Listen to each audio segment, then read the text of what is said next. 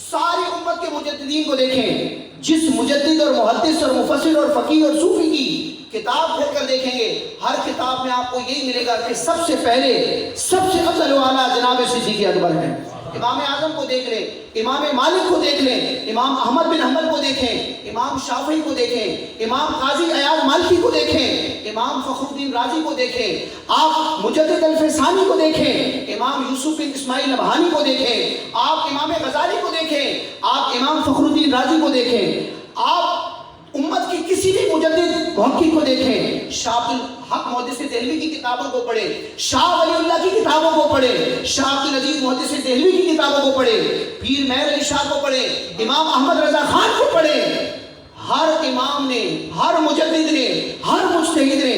ہر فقیہ نے، ہر محدث و مفسر و صوفی نے یہی عقیدہ بیان کیا ہے کہ سب سے افضل و اعلیٰ اس امت میں جناب صدیق اکبر ہے، اور اس امت کے سب سے بڑے ولی بھی سیدنا صدیق اکبر ہیں۔ اعلیٰ حضرت نے جب آپ کا ذکر فرمایا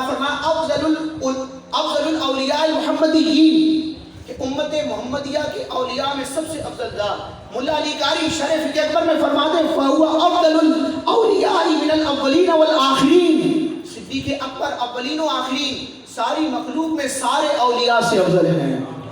اعلیٰ